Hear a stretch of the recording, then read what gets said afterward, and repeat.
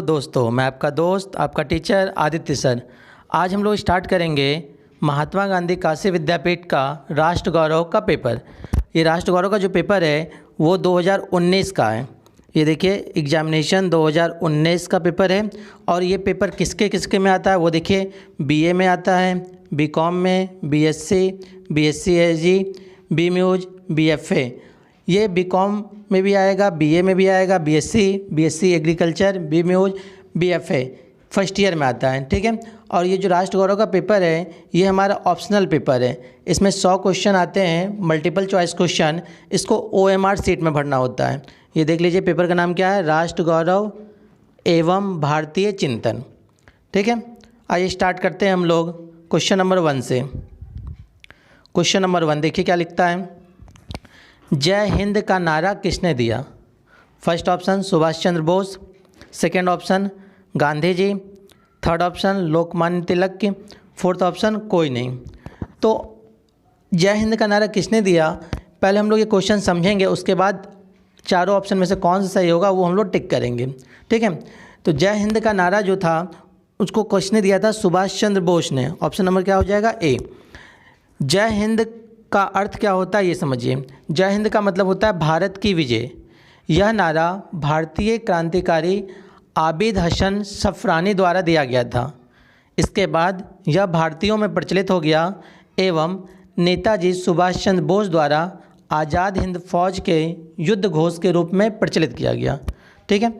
Second question, शाही स्नान का संबंध है नामकरण से, जन्म से, कुंभ मेला से, किसी से नहीं। तो शाही स्नान जो होता है वो कुंभ मेले का बहुत अहम हिस्सा है और इस दौरान एक खास समय पर पवित्र नदी के जल में डुबकी लगाई जाती है।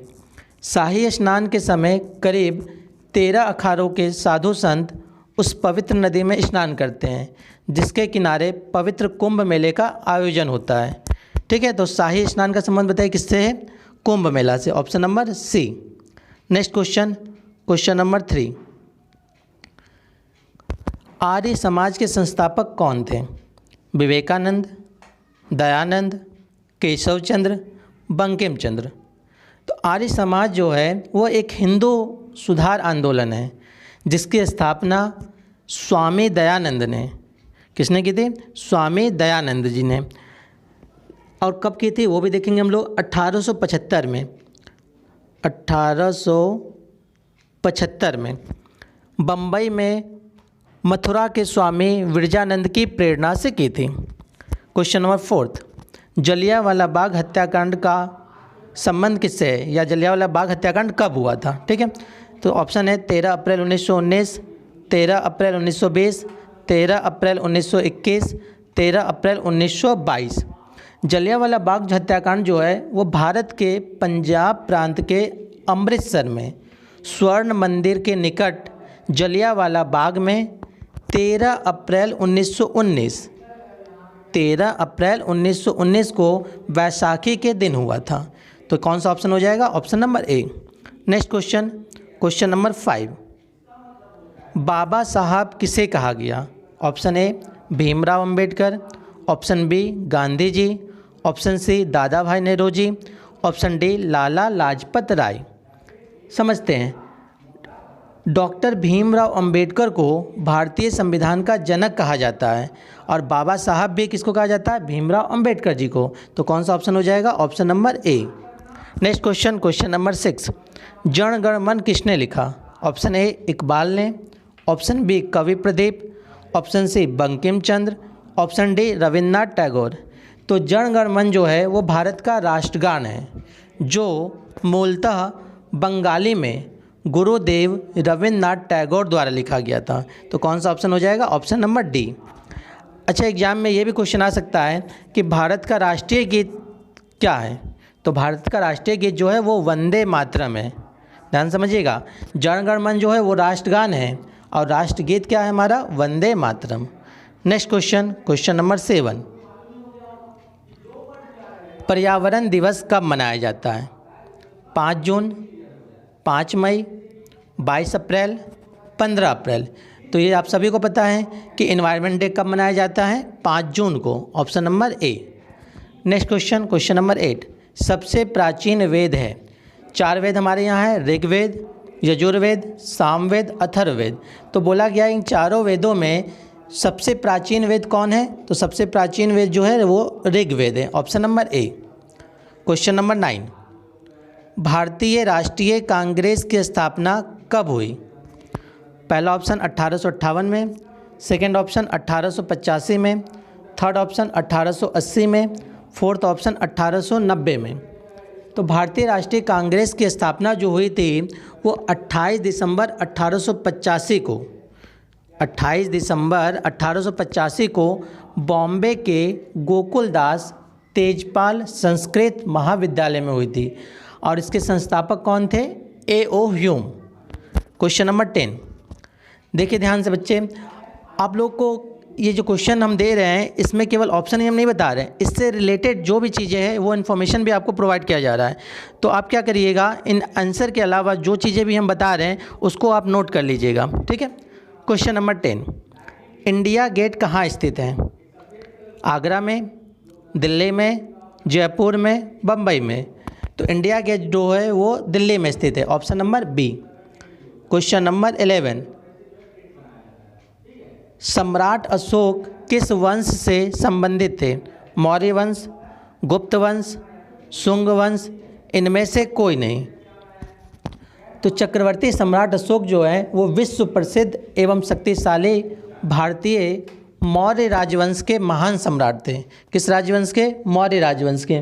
तो कौन सा ऑप्शन हो जाएगा? Option number A. Next question, question number 12, नवरत्न संबंधित थे अकबर से, शिवाजी से, अशोक से, किसी से नहीं। तो आइए समझते हैं नवरत्न का पहले मतलब। ये जो लिखा है ना नवरत्न, तो आइए नवरत्न का मतलब समझते हैं। नवरत्न का शाब्दिक अर्थ है 9 रत्न। भारतीय संस्कृति में नवरत्न शैली में निर्मित आभूषणों का विशेष सांस्कृतिक महत्व है। कुछ राजा अपने दरबार में 9 विद्वान रखते थे, उन्हें भी नवरत्न कहा जाता था। विक्रमादित्य और अकबर के दरबार में नवरत्न थे।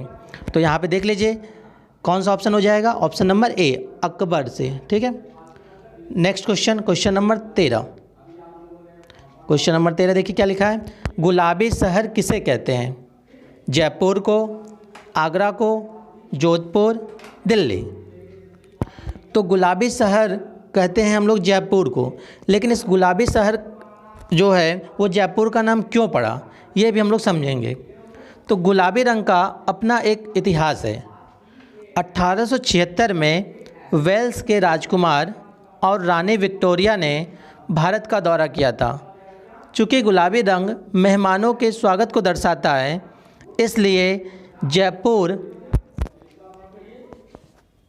जयपुर के महाराजा राम सिंह ने मेहमानों का स्वागत करने के लिए पूरे शहर को गुलाबी रंग से रंगवा दिया था। इसीलिए जयपुर को हम लोग क्या कहते हैं? गुलाबी शहर। क्वेश्चन नंबर 14, भारतीय पुनर्जागरण के जनक किसे कहा गया? विवेकानंद को, राजा राम मोहन राय को, दयानंद सरस्वती को, किसी को नहीं। तो भारतीय पुनर्जागरण के जो जनक हैं वो किसे कहा गया है? राजा राम मोहन राय को, option number B. Next question, question number 15, भारतीय गणतंत्र का अध्यक्ष होता है राष्ट्रपति, प्रधानमंत्री, मुख्यमंत्री, राज्यपाल। तो क्या होता है बताइए? भारतीय गणतंत्र का जो अध्यक्ष होता है वो राष्ट्रपति होता है, option number A. Next question, question number 16, Gandhi ji ने वकालत की शिक्षा प्राप्त की, अर्थात गांधी जी वकालत की शिक्षा कहाँ से प्राप्त किए थे? भारत से, अमेरिका से, इंग्लैंड से, अफ्रीका से। तो समझते हम लोग गांधी जी के बारे में पहले थोड़ा सा। गांधी जी ने शुरुआत में काठियावाड़ में शिक्षा ली और बाद में लंदन में विश्वविद्यालय से कानूनी डिग्री प्राप्त की। इसके बाद वह भारत में आकर अपनी वकालत की प्रैक्टिस करने लगे। तो वकालत की शिक्षा उन्होंने कहाँ से ली थी? लंदन से। London means option number C, England, ठीक है। अगर हम आपसे एक क्वेश्चन पूछें कि ज़रा बताइए गांधी जी का विवाह कितने वर्ष में हुआ था, अर्थात गांधी जी कितने वर्ष के थे तो उस समय उनका विवाह हो गया था? बताइए, अगर ये पूछ दिया जाए कि गांधी जी कितने वर्ष के थे उस समय उनका विवाह हो गया था, तो आप आंसर क्या लगाएंगे, 13 वर्ष। 13 वर्ष के जब गांधी जी थे उस समय उनका विवाह हो गया था। तो ये भी एग्जाम में क्वेश्चन आते हैं। Next question, question number 17, Aryavarta किसका प्राचीन नाम है? अफ़गानिस्तान, भारत, मिस्र, मेसोपोटामिया। तो आर्यावर्त जो है, आर्यावर्त को अंग्रेजी में इंडिया कहते हैं और प्राचीन नाम जो भारत से भी पुराना है वह आर्यावर्त है। सृष्टि के आदि में आर्यों द्वारा इसे बसाए जाने और उनके यहाँ रहने के कारण इनका नाम आर्यावर्त पड़ा। तो आर्यावर्त किसका नाम है? हमारे भारत देश का। Option number B. Next question, question number 18, विशाल स्नानागार संबंधित है हड़प्पा से, मोहनजोदड़ो से, लोथल से, अन्य से। तो जो विशाल स्नानागार है वो मोहनजोदड़ो से संबंधित है। Option number B. समझते हैं। महास्नानागार जो सिंधु घाटी सभ्यता के प्राचीन खंडहर शहर मोहनजोदड़ो में स्थित एक प्राचीन हौज है। वर्तमान समय में यह पाकिस्तान के सिंध प्रांत में आता है। ठीक है। नेक्स्ट क्वेश्चन, क्वेश्चन नंबर 19, वैदिक समाज की मूल इकाई क्या थी? परिवार, ग्राम, जन, विश्व। तो वैदिक समाज की जो मूल इकाई थी वो व्यक्तिगत घराना थी जिसे गृह कहा जाता था, जिसके प्रमुख को कुलपा कहा जाता था। एक बड़ी इकाई को विश्व कहा जाता था और इसमें कई ग्राम होते थे जिसका प्रमुख ग्रामणी होता था।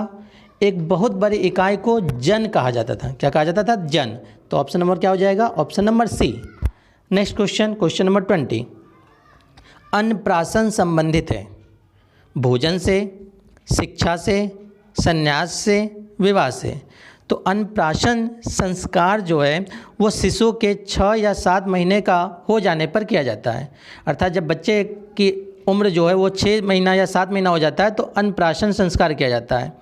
ऐसा इसलिए क्योंकि 6 महीने तक शिशु सिर्फ माँ का दूध पीता है। इसके अलावा 7वें महीने तक शिशु हल्का भोजन पचाने में सक्षम हो जाते हैं। ऐसे में 6ठे या 7वें महीने में अन्नप्राशन कराना शिशु के सेहत के लिहाज से भी फ़ायदेमंद होता है। तो बताइए अन्नप्राशन किससे संबंधित है? भोजन से। ऑप्शन नंबर ए। क्वेश्चन नंबर 21, दर्शन से संबंधित है वेद, पुराण, उपनिषद, रामायण। तो बताइए दर्शन किससे संबंधित है? वेद से। Option number A. Next question, question number 22, Indra का संबंध था अग्नि से, वायु से, वर्षा से, वनस्पति से। एकदम आसान क्वेश्चन है। इंद्र का संबंध किससे? वर्षा से। Option number C. Question number 23, discovery of India किसने लिखी? महात्मा गांधी, भीमराव अंबेडकर, जवाहरलाल नेहरू, कोई नहीं। तो डिस्कवरी ऑफ इंडिया की रचना 1944 में अप्रैल से लेकर सितंबर के बीच अहमदनगर की जेल में जवाहरलाल नेहरू द्वारा की गई। किसके द्वारा? जवाहरलाल नेहरू द्वारा। इस पुस्तक को नेहरू जी ने इंग्लिश में लिखे और बाद में इसे हिंदी और अन्य बहुत सारे भाषाओं में अनुवाद किया गया। Question number 24, Madhya Pradesh question number 24 में देखिए क्या लिखा है? प्रथम वर्ण कौन सा है? क्षत्रिय, वैश्य, शूद्र, ब्राह्मण। तो प्रथम वर्ण जो है वह ब्राह्मण है। तो ऑप्शन नंबर क्या हो जाएगा? Option number D. ब्राह्मण उन्हें वेदों का अध्ययन करने, यज्ञ करने व उपहार प्राप्त करने की शिक्षा देने की अपेक्षा की गई थी। एंड क्वेश्चन नंबर 25, पुरुषार्थ की संख्या कितनी है? 6, 8, 4, 2। तो बताइए पुरुषार्थ की संख्या कितनी है?